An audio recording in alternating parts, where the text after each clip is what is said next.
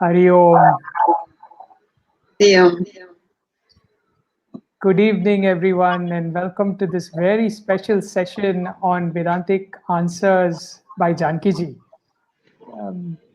Really delighted to welcome everyone during this auspicious period as we spend the next one auspicious hour with Jankiji. Jankiji, as many of you know, has been a researcher on the subject of Vedanta for more than 3 decades. For all of us who attended her classes, one of the characteristics of Jankiji's classes and public discourses is the importance of asking questions. Jankiji always reminds us that as a human, we have a superpower, and that superpower is to ask questions. Technology, thankfully, wonderfully in the last 6 months has democratized this distribution of asking questions. And all of us seekers from around the world can now ask questions to Jankiji as fellow students on this path. On a similar note, over the last few months, we've been having hourly talks and question and answers where prominent personalities from different fields, achievers from business, thinkers have brought their own perspective to this exercise and ask questions of Jankiji. It has enabled all of us to learn. And one such session was on October 10th, where Dr. Shashi Tharoor was a part of a program where he was asking Jankiji various questions. And as a part of that exercise, it was wonderful to receive 276 questions. So now we have 276 weapons in our arsenal as a result of that program. And all of us are fortunate to have this 1 hour with Jankiji while we take up these questions. Obviously, due to various constraints, we won't be able to get to all the questions, but the most popular ones, the ones that resonate with most, should hopefully be taken in the next 1 hour. So thank you very much, Jankiji, for allowing us the opportunity to ask you questions. My pleasure. Before we jump into the first question, Jankiji, would also want to remind all the viewers that we are going to be taking live questions. So for all of those of you who are on YouTube, you could post the questions and we can see them. And we'll try our best to get to all the questions, as many questions as possible in the next 1 hour. So Jankiji, let me start with the first question. This question is actually from Shaurya Khanduri. But this is a question that has found resonance with Priya Jain, Jash Baria, Ankita Kanojia, Ritam Bhattacharya, Madonna Tracy, Keshav Mittal, and 7 others. And the question that Shaurya asks is, everyone has more than one strong desires. We spoke about reaching our potential. So how does one prioritize what should be our main purpose, given that we have so many desires? The way to go about it is to find some kind of umbrella desire for everything. The bigger the umbrella you find, the more of your desires you will be able to deal with. A bigger umbrella means something way more unselfish. So when you start leaping into the unselfish realm, amazingly, you will find lots of desires are actually just taken care of. For instance, take things like everybody wants to be fit, for instance. Now, if you say, I want to be fit, then you've created one track of desires. But if you say that I want to work for my higher cause, for my higher goal, and if I have to work for that, then I have to be fit, then you sort of included the fitness arena into this. Everybody needs to make money. You can't live if you didn't have money. So if you're working for a higher cause in life and you think in terms of, okay, so I need money so that I'm going to be able to pursue that. And therefore I do whatever is required. So as long as you can make an umbrella out of it, and then the higher your umbrella is, the more things you'll cover in it. That's the classical way of living. But if you choose to follow each separate thing, then the question will always arise, now, which is more important? That is a question that sort of leads nowhere, because what are you going to say? What is more important? Fitness is more important, relationships are more important, money is more important. What are you going to choose? So it becomes difficult. We start all these conundrums in life because the basics are not met. We are not doing the basic stuff, which is that we must develop our intellect and we must make our mind unselfish. This is what we should strive to do. Once we do this, all this has to be met. It's just, these things are matter of course. They will be met. So if there are a wide range of desires, see under what umbrella the whole thing can come, and direct all those desires towards that higher thing. Like Suppose you are a doctor, for instance, that's what you want to do. So then you will need all this, right? You will need, what all will you need if you want to serve people through medicine? You will need to be fit yourself. No point telling everybody else to be healthy when you're a mess. So you get to be fit yourself. You will need the cooperation of your family because many times situations will arise where they will need to be there for you or instead of you sometimes. So have you built up enough in relationships that people are willing to back you up when you're doing something? Or have you just treated people like a stepping stone to get somewhere? So everything it gets included in that higher thought that you have. Every aspect of it. And every aspect of it becomes pleasurable, becomes comfortable, uh, becomes good for everybody. So, in answer to how do you do it, you get some sort of umbrella desire for all these things. I hope that Thank helps. you, Janki. Thank you, Jankiji. That actually brings to the next question. And this question was by far the one that was reflected the most in the 200 plus 270 plus questions that we got. And Devi Datta Das articulated this probably to represent all other questions. And Devi Datta Das asks, how can we choose a path of righteousness, of a higher purpose or goal, in spite of being surrounded by negativity? And if one were to look at all the questions that came, Jankiji, one could bracket them into two broad areas of negativity. One is internal. So Chirag Singh, Siddharth Prakash, Ajay Martin, 14 more were all asking about internal negativity. How does one deal with anxiety, self-criticism, negative thoughts? And on the other hand, Ankush Diman, Rinki Pandey, Paras Gupta, Mitali Thapar, Monica Pegu, 12 more were talking about external negativity. How does one, in fact, Monica Pegu had asked, do smartphones ruin our thinking capacity and our ability to think of higher things? Similar questions. So it seems that, especially during these times, Jankiji, there is an increase in external negativity, whether through smartphones or technology or media, and that might be leading to internal negativity, anxiety, self doubt, self criticism. So, how can one stay committed to a higher goal when there is so much negativity around us? Uh, this has got very many aspects, this question. How do we stay committed to a higher goal with negativity, external or internal? So let's start with the external because that's easier to deal with.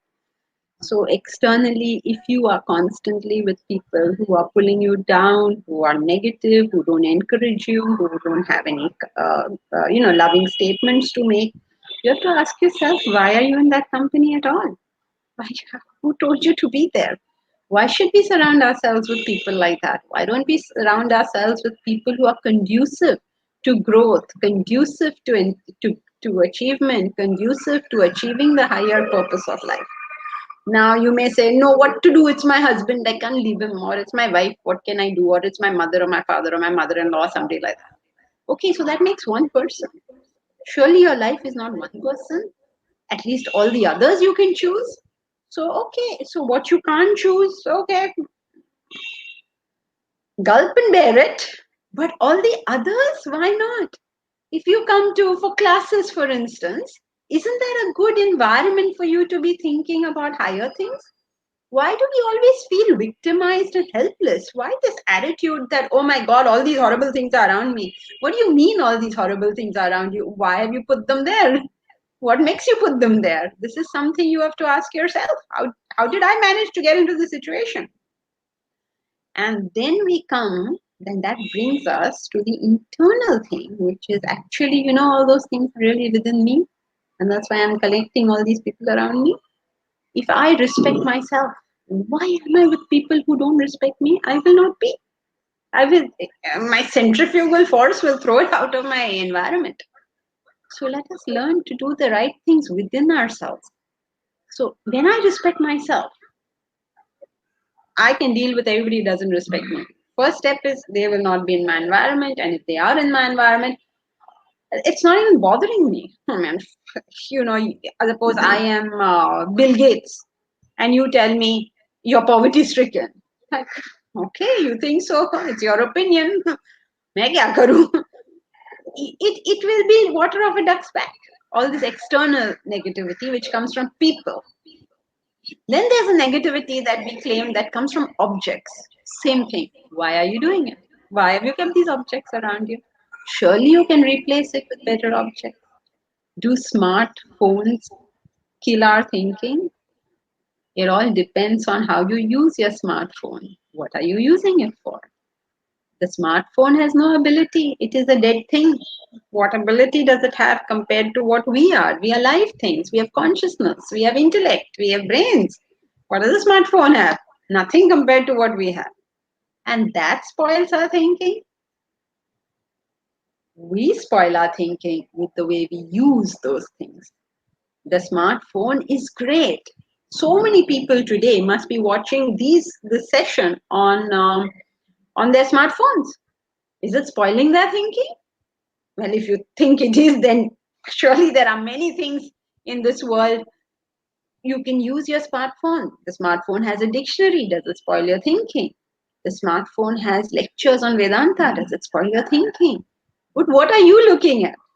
If you look at, to mention no names, but I'm sure you know who, who will spoil your thinking. Why are you going there? Hello, you chose that. So please understand, you're in charge. You have those choices. Nobody's forcing you to watch anything in particular. You chose to watch that particular thing. So be warned. If anything is spoiling our thinking, it is only our thinking which is spoiling our thinking.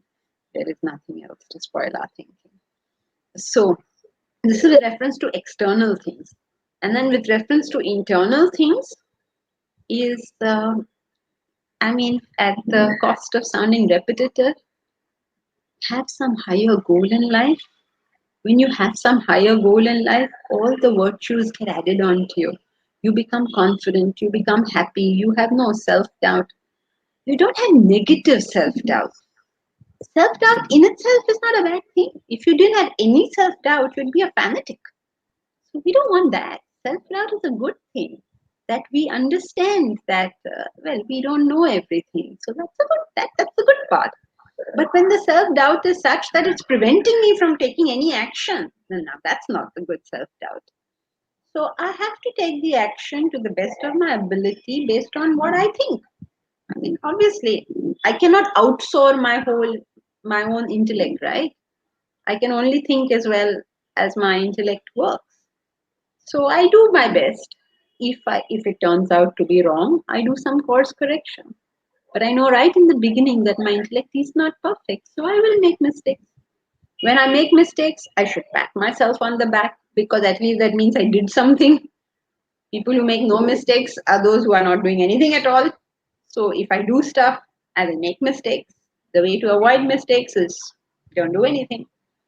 There's a saying in English, a ship is safe in the harbor, but that's not where the ship is supposed to be.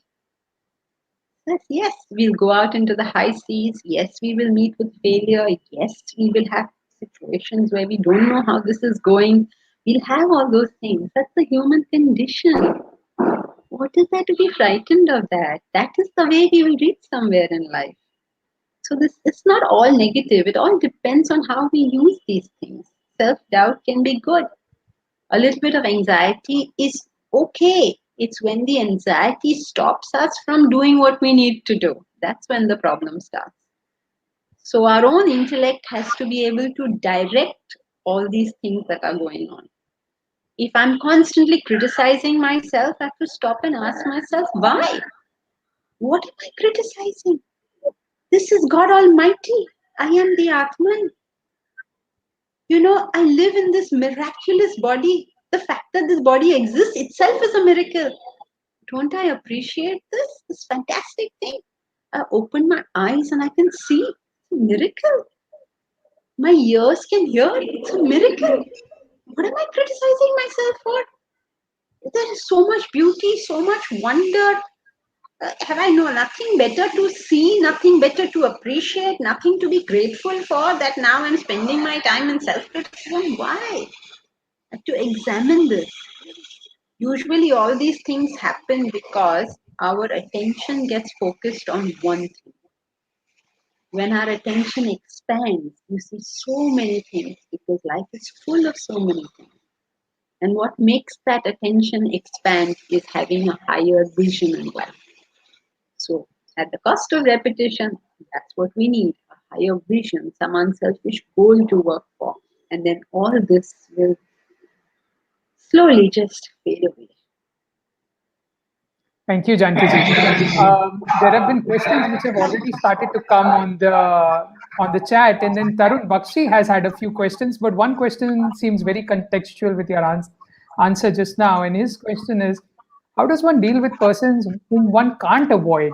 You spoke about trying to find a higher goal and then not concentrating on one, but he says if there is a negative boss and one has to work with that boss every day, and that boss is very negative, then how does one avoid this negative in the external environment? That is Tarun First Bakshi's thing, question. okay. So first thing, Tarun, is why are you there? If he's so horrible, why are you there? Walk out. Who told you to stay there? And then no, I can't walk out. I can't give up my job. Then be grateful that you have a job and gulp it. Decide which way you're going, please. Don't say that I am forced into the situation. Decide, this is your choice. You want to be with him? Do you not want to be with him? You want to be in that company? Then he comes as a package deal. Or you are free to leave. You have choices. Exert them. You also have a choice to figure out, why is he negative to me? Is it because he is a negative person? In which case, well, that's what he is. Or is it because I am rubbing him the wrong way? So if I'm rubbing him the wrong way, then I should quit doing that. But if he is a negative person, then, well, he is. And if he's a negative person, why am I affected? To say that he is negative and I'm affected is something like saying, he's eating chilies and I got a stomachache. Why? He's doing something wrong. Why am I suffering for it? Let him. He says, oh, you're such a stupid idiot. He's making a mistake. Examine, is he saying the right thing? If you think you're a stupid idiot, then say, oh, he's correct. And if you think he's wrong, then he's just making a mistake. His intellect isn't working. He's making a mistake. His assessment is all wrong. And you take action, right? You're smarter than him. So then you do the right thing. You deal with the situation. Please take control. You are responsible. You can handle this in myriad ways. I mean, there is no end to the amount of options available to us. You can leave, you can stay there and deal differently, you can complain, you can just not care what people are saying. You have a million options depending on that situation. So take a step back and think, what all options do I have?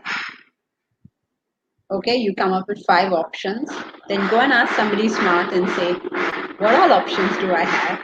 And you come up with 10 more options, and then go and try 1 or 2 and see what happens. Experiment. It's your life. Have fun with it. This is the game you're playing. Have fun with it.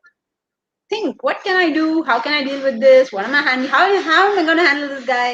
Have fun with it. Don't go under the problem and say, mera kya ho raha hai? Meet it. So once you have that ability to just step back, 1 step back. Okay, what are my options? You come up with 5. Remember, there were a million. Only my intellect stopped me from finding those. So ask somebody else, take help, discuss it, talk to people, find people who you can talk to. Not for venting. When we talk about going and talking to people, they also start venting away. Well, not for that. Say, what are my options? Be careful what you're talking about. Don't grumble when you're talking. What are my options? These are the facts of the situation. Now, what are my options? What all can I do? As an intellectual exercise, sit down and figure this out. You yourself will come up with 100 things you can do. You don't even need anybody's help. And if you want help, get up in the morning and study, because that will sharpen the intellect. It's Tarun, it is great to listen to your comments as you've given the answer. Jankiji, one of his questions is about how can one get onto this path to find ways to deal with negative people spiritually. And it's so interesting that one of our classes on Bhaja Govindam is just talking about what you just mentioned, Jankiji, having the right satsang. Omkar, do we have the slide on the class? It might be a good idea to let Tarun know about this particular class. So Tarun, here you go. Jankiji is having a lot of classes online over Zoom, and we'll make the announcement about the classes and how to get connected with the people who tell you about the passcode and how to register yourself. But it's very interesting because the question that you've asked, the exact verse is what we're talking about on every Thursdays from 7 to 8 p.m. in a class on Bhaja Govindam. So I would encourage you, since you asked the question of how to deal with this problem spiritually, to maybe join this class. Thank you, Omkar. Jankiji, the next question comes from Abhishek Swanankar, but just like with so many questions, others have also had a similar question. So Padmaja Roy, Nikhil Agarwal have had a similar question, but Abhishek's specific question is, it's a very interesting question. He's saying, I often seek inspiration from celebrities and politicians, and I'm inspired many times by their oration. But I also feel I'm at risk of being polarized or sidetracked by those I'm seeking inspiration from. So his question is, how do I prevent this? And the larger question, which everyone seems to be asking, is how does one choose the right role model? Interesting, yes. You're right. What did you say his name was? Abhishek. Abhishek. Yes, Abhishek, you're right. So we sort of use the armor that is given in Vedanta as two important things, which is that we, number one, we follow teachings and not the teacher. We don't get into personalities, and we start analyzing what is being said rather than simply going with it. Like somebody tosses you a ball, you don't have to run with it. You can stop, pause, and think. To get carried away with somebody's oration means you're either getting carried away by the personality or by the oration on how well a point has been presented. But if you don't want to get carried away by that point, then it's very important that you make an attempt to consider the opposite side. Okay, so you hear what something congressman says, then make it a point to verify which of these were facts. If you hear something BJP says, again verify those facts. Take the trouble. The problem in this world is we don't take the trouble to see the other side. Actually, because our world is very complex, both sides usually have some pretty strong points, and we should know them. In traditional Indian society, there used to be this thing called Vaad Vivad, Khandan Manan, where the disputants used to meet each other and talk. Now, unlike today's TV shows, there were rules that you had to follow during it, and they were said you can't do Jalpa, you can't do Vitanda, you have to do Vada. Meaning you cannot talk down to people, you cannot make fun of them, you cannot try to exert your point of view. If you look at TV programs nowadays, it is all these TV questions and all that. It's all jalpa and vitanda. There's nothing else to it. You are not allowed that. In fact, to be part of a discussion, the rule was that you have to have studied the other person's point of view before you actually came to meet him. Both parties were expected to not only be expert in what they were saying, but fairly good, almost expert level at what the other person's view was. And that's how intellectual life in India was at a peak at that time. So that's exactly what we have to do right now. Pay attention to what both are saying. Because the fact of the matter is, everybody has some vested interest.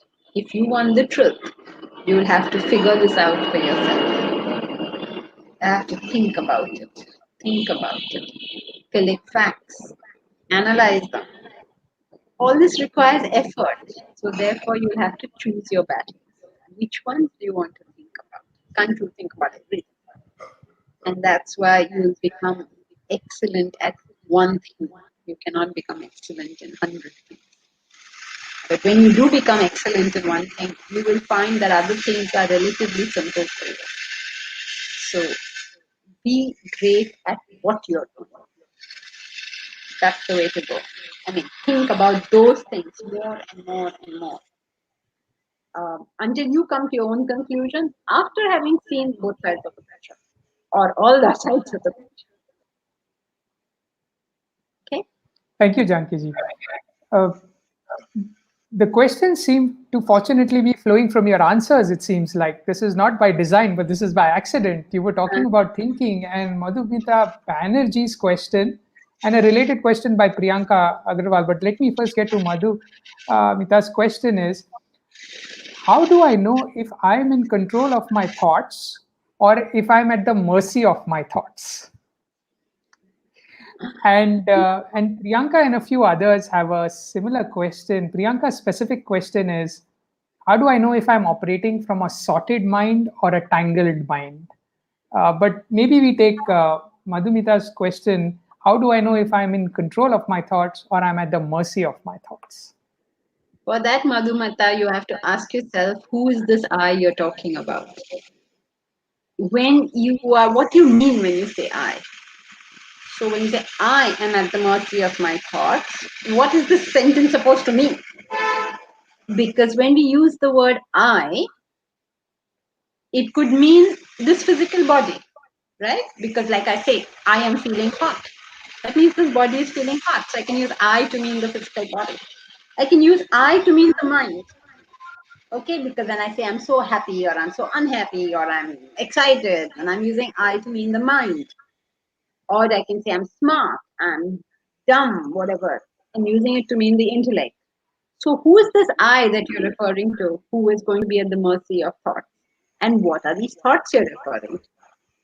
When the thoughts are within when your thoughts, which means your mind, is within the intellectual governance, then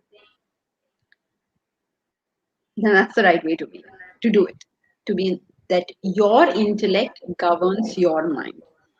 So if you are at the mercy, means your intellect is not governing. But when you are directing, controlling, awareing, that means your intellect is keeping in track of your mind, then you're being led in the right way.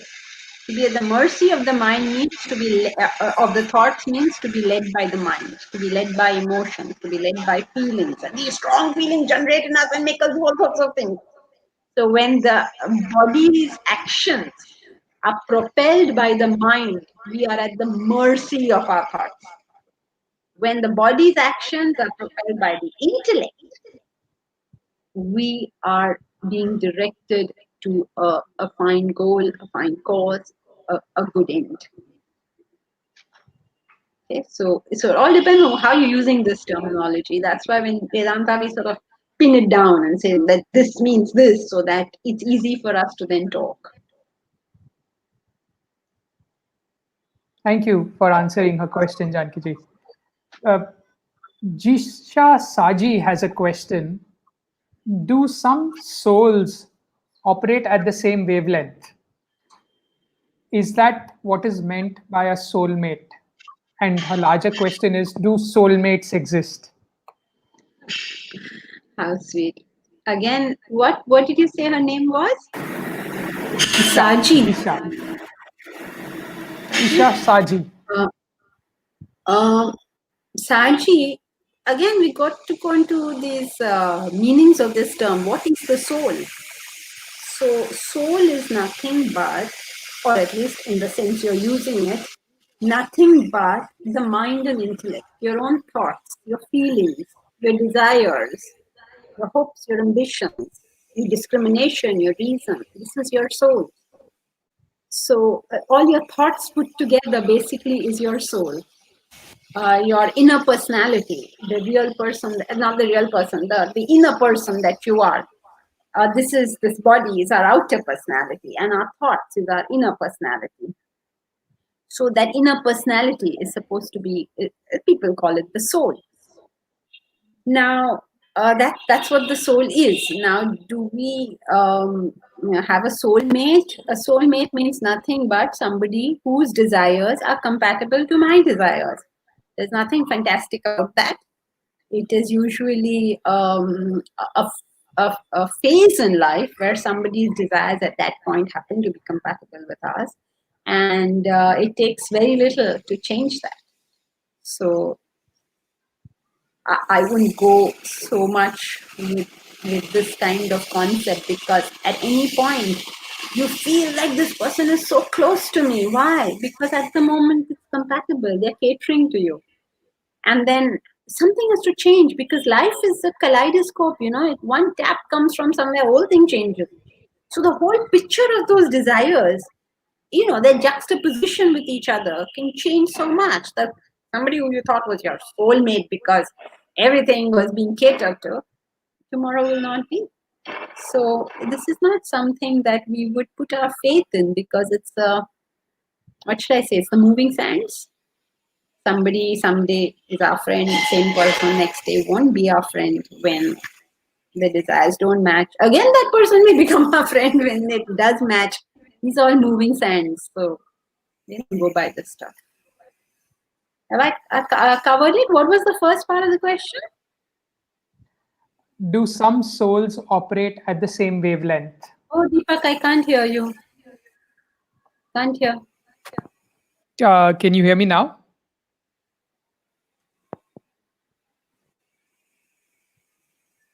We need the tech team support. Can you hear me now, Jankiji? Mahesh, can you? Okay, you're on now. You're on. Yes, someone has mentioned that there is some jarring noise coming in the background. Even I could hear it. That's why maybe Mahesh might have muted me. But now the noise is gone, thankfully. What is the first part of Saji's question? Yeah, Jisha Saji's first part of the question was, do some souls operate at the same wavelength? Yes, so I think I covered that. They operate at the same wavelength. That means their desires are at the moment matching. They're compatible desires. Like you want to go for a drive and somebody wants to take you for a drive, compatible. You don't want to go for a drive and they don't want to take you for a drive, incompatible. So whenever somebody wants to do for you what you want them to do for you, yeah, my best friend, my soulmate. This is all catering to selfishness. It is not real relationships. Thank you, Jankiji. Jankiji, we'll take another question from the audience. There were a few questions that came previously before. We can't take all of them. Questions of mine relevance here. Vijay Moduli is asking, were also Western. Guess what he means is in the Western part of the I world. didn't hear anything. When they are not, Jankiji, can you hear me now? Yes. Can you hear me now? So Vijay Modaliar asks a question that there are many enlightened people in Western. Guess what he means is in Western civilization. And then his question is, but they are not in touch with Vedanta, but seems that they are self-realized. Then what process did they follow to realize the self? There were some questions. Question. Yes, There were lovely some questions. question. Yeah, so Yes, it's great. Yeah, you're right. Of course, this is self-realization is not the sole prerogative of Indians or even just sole prerogative of those who know Vedanta. If you take Vedanta to mean a particular book, but anyone who has understood the truth speaks Vedanta. So if you read Wordsworth, if you read anybody has understood as much of the truth as he has understood is speaking Vedanta. You have to take it in the more Catholic sense of the term, which is the facts of life. What does Vedanta really? It's just the facts of life. Any human being who went out in search of truth found exactly the same facts. The facts are not going to change. They're true for you, they're true for me, they're true for all the people who lived 10,000 years ago, and they will be true for everybody who lived 10,000 years hence. And hence these facts are called Sanatana Dharma. Sanatana means eternal. Dharma means principles. Eternal principles. They're true for everybody. One of the laws, for instance, is world means change. So you don't need to study that from a book. Look around. You will notice. All the great people found it through their reflection. And we also can find it through our reflection. But if you had the aid of books, you would be benefited, because think of it like this. If you're studying science and you already know the laws which have been discovered, then you can go forward from that point. But if you don't know the laws which have already been discovered, you'll have to discover those laws. So you could be a genius. You could discover what Einstein has discovered, but you would have discovered only what he already knew, right? It's already there in the, let's say, knowledge bank. So if you had a book that told you what has been discovered so far, it's a great step forward. If you didn't have the book, you could still discover it all yourself. And in the case of the enlightenment, of course, the great souls did it through their own reflection. And if we have to do it, we'll also have to do it through our own reflection. The books merely help us to reflect. So Vedanta has to be understood in the broad and more Catholic sense of just the facts of life, because that's what we are learning in this subject. And anyone who realized it knew those facts. So we say they knew Vedanta. That's why, in Hinduism, we adopt all sorts of gods from all sorts of religions and say they are our gods, because we understand this. We understand that the truth is the same. Ekam satyam vipra bahuta vadanti. There is one truth, says the Rig Veda. The wise call it by many names. Thank you, Jankiji. There were a few questions which related to your book, actually. For those who know, Jankiji has written her first book, How Do You Know What You Know? And there were two specific questions on the book. Yes, thank you, Omkar. This is Jankiji's book, How Do You Know What You Know? And Dipanshu Dabas had a question for you, Jankiji, where he asked you, what made you write the book? Interesting. I, as you know, have been involved in the teaching of Vedanta, if you can call it teaching, in the sharing of this knowledge for a long, long time, my whole life actually.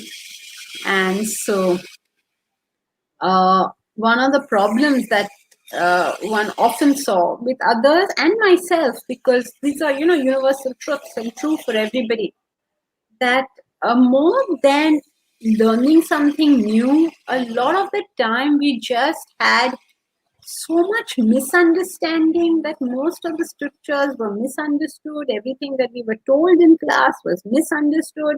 We took this brilliant knowledge available to us, which is available in all the religious texts, whether it is the Gita or the Quran or the Bible or the Dhammapada or the fantastic literature that these people have left for us. Thank you very much for leaving us such wonderful literature. But we read that lovely literature and we come to any amount of conclusions from it. It's the most amazing thing.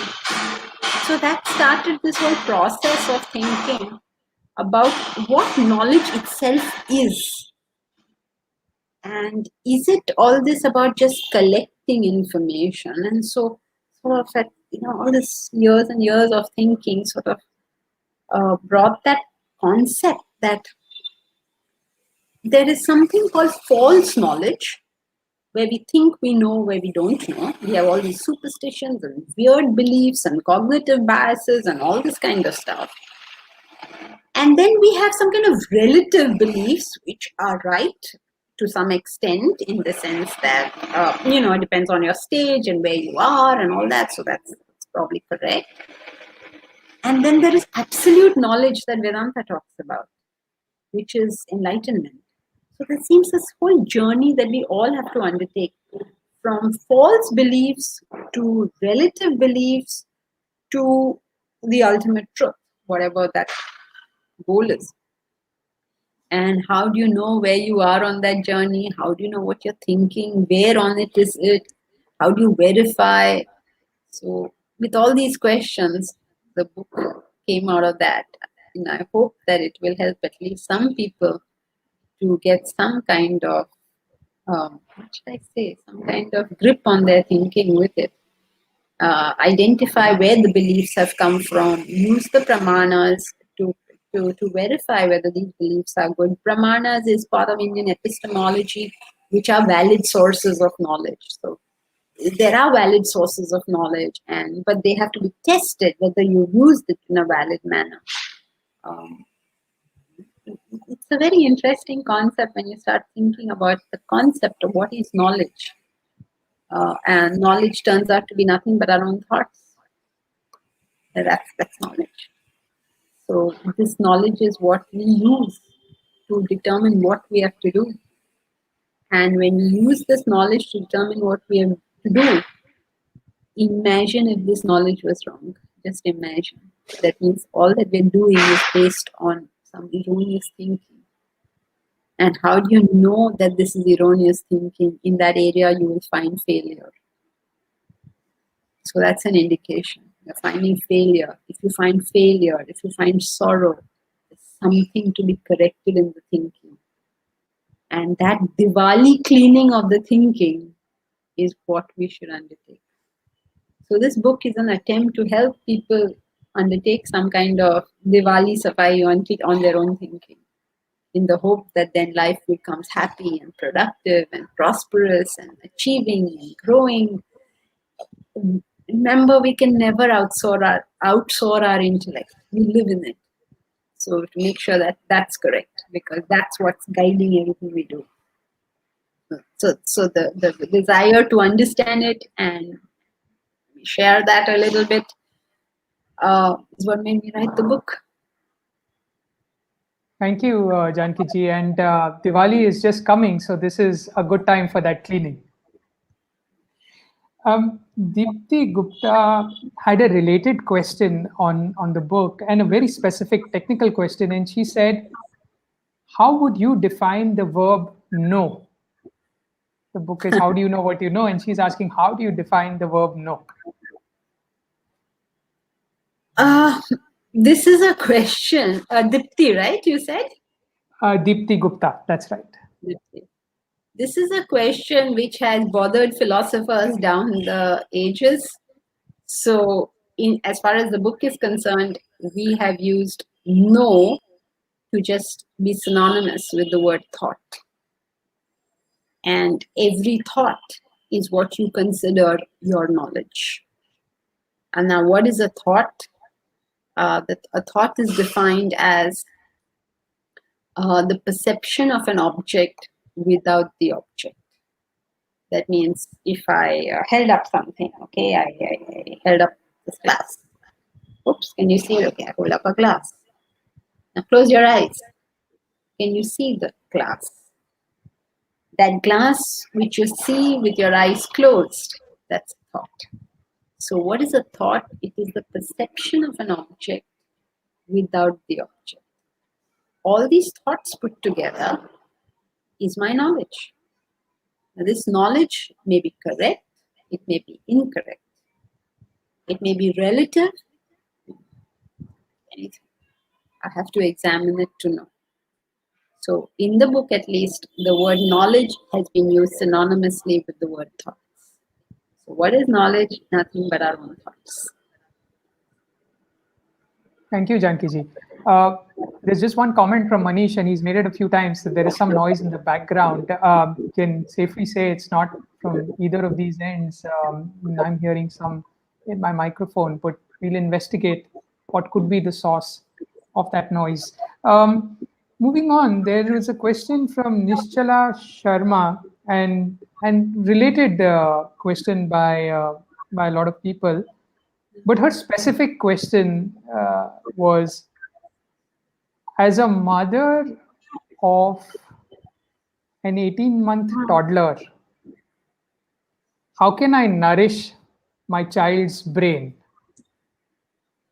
and feed his soul? I'm thinking she meant figuratively, so that 15, 20 years later, he's an asset to the nation. And there were a lot of questions about inspiring children, about education children, but she had a very specific question for her 18-month-old toddler. So as a parent, how could you give the right inspiration to your children? The best inspiration that you will give your child is what you have told us, that you want the child to be an asset to the nation. That if you hold that thought for the rest of the child rearing years, you will do it all right. Just keep holding that thought.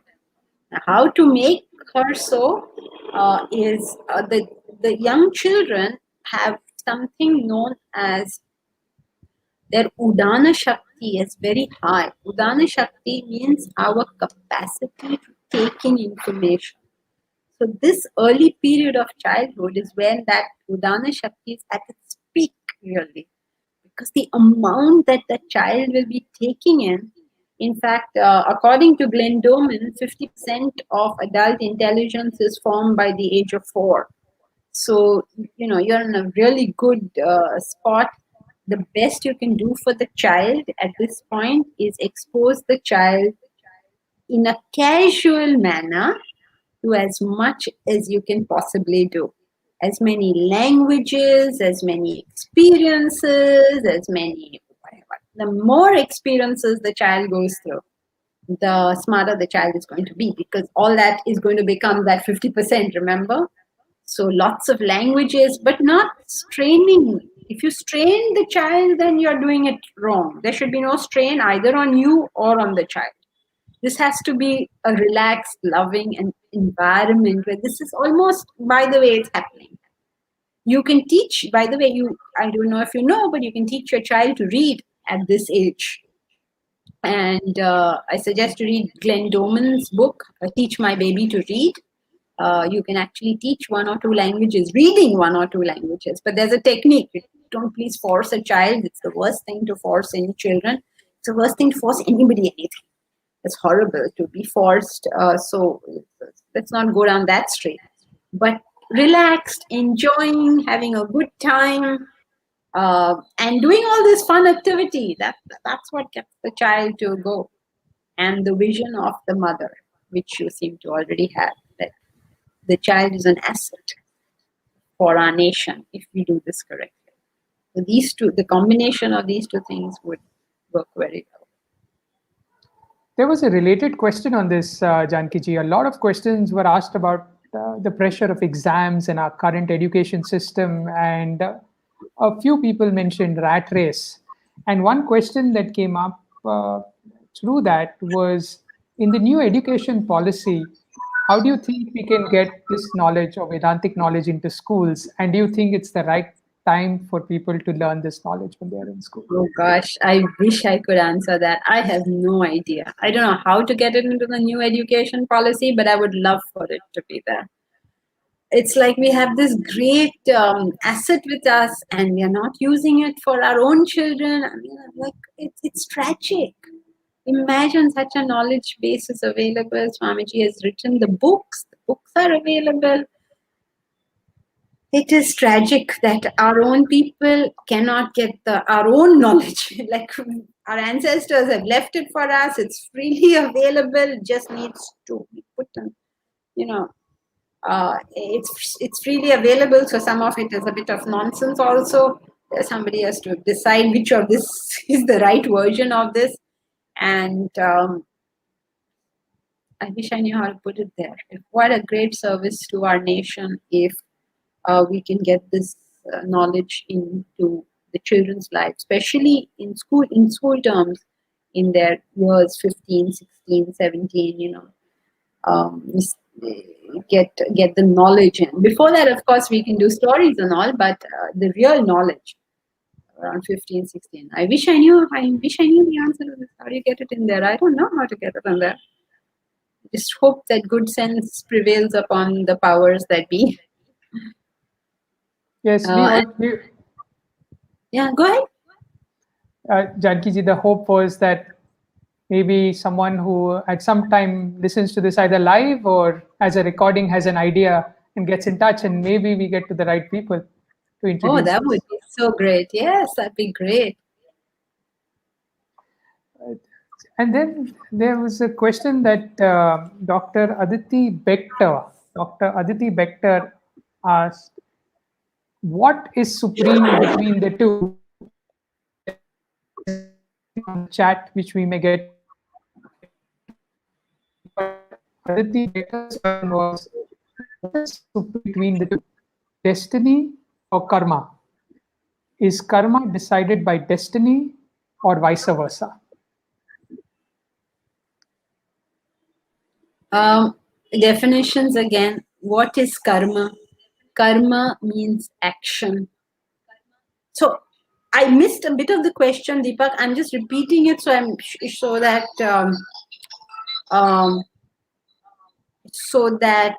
I'm sure I got the right thing.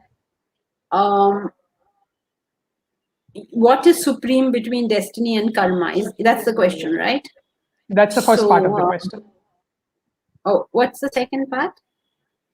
Did you mention something else? Yes. Is karma determined by destiny or vice versa? Okay, so let's just begin by understanding what it means. Karma means action. There's all the superstition around it. The word karma means action. Now, when you talk about the law of karma, that means you're talking about the law of cause and effect.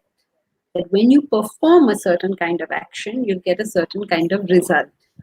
Now, this is something as simple as you put your hand in the fire and your hand will get burnt.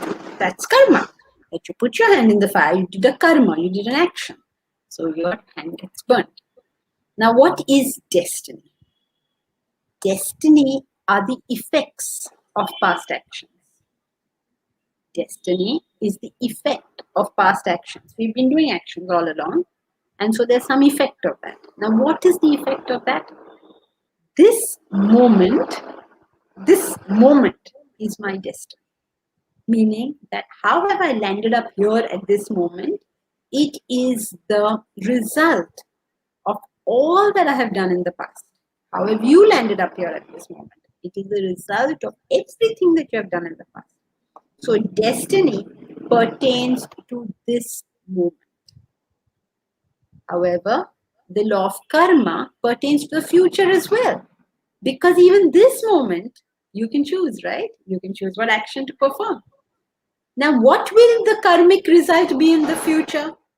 It will be nothing but the past actions, whatever you've done in the past, modified by whatever you're doing now, that will give us something in the future. So the past modified by the present gives a certain future. This is karma. that from the past, we have brought something here today. And what I do today will determine what will happen tomorrow. Let's take an example. Now, I am, let us say, I'm a graduate. So why am I a graduate? Because that's what I've done in the past. Okay, now you and I are both maybe trying to do our PhD. Now, how long will it take us to do our PhD? Question number one is, where are we both? I am a graduate, but maybe you have not even done 5th standard, right? So now who will reach a PhD first? You're tempted to say that I would reach PhD first because I'm a graduate and you've only done up to 5th standard, right? But that's not true. Why? Because when I reach PhD, it's not merely a matter of where I am right now, but also additionally, what am I doing right now? So I may be a graduate, I'm just chilling, I'm cooling my heels somewhere. I'm not doing anything much. My PhD is very far into the future. You've done 5th standard, but you're working very hard. You're going from 5th to 6th to 7th to 10th. You've gone to, you are doing whatever needs to be done. You will soon catch up with me and reach PhD before me. So how does the karmic result come? It is the combination of where I am right now along with what I am doing right now. So destiny refers to what I am right now. Another important thing in this is the Sanskrit word for destiny, prarabdha, is the same word for nature. So what is your destiny really is your nature. Because it is your nature that is the determiner of what's going on in your life right now. If you want something different, you'll have to change your nature. If you want the same, you'll have to excabrate your nature. So depending on what you do right now will be your future result. So what is supreme between karma and destiny? Obviously karma, because destiny is only the present moment and karma is the whole thing. Past, present, and what is going to happen in the future. Because it's only the law of cause and effect in the sense of actions bring about a particular result. Not in some superstitious sense, but in some real world sense. Okay, did I cover everything? Yes, thank you, Jankiji. As always in these sessions, we have less time but more questions. There are more questions on the chat. There are more questions that we had from the earlier conversation, but we are facing the truth of time. So firstly, thank you so much, Jankiji, for this wonderful session. Also, just a quick note of thanks to everyone who's worked behind the scenes to make this possible, from the technology team, to the operations team, to the marketing team. So thank you to everyone. For all of you who have more questions and want to follow up on that thought, we have a series of classes that Jankiji is taking.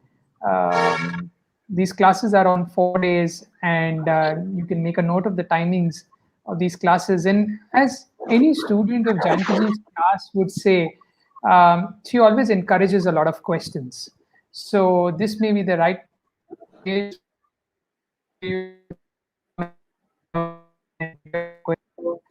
if you want to join these classes over Zoom, now no matter where you're based, you can be a part of these classes and be a part of our group.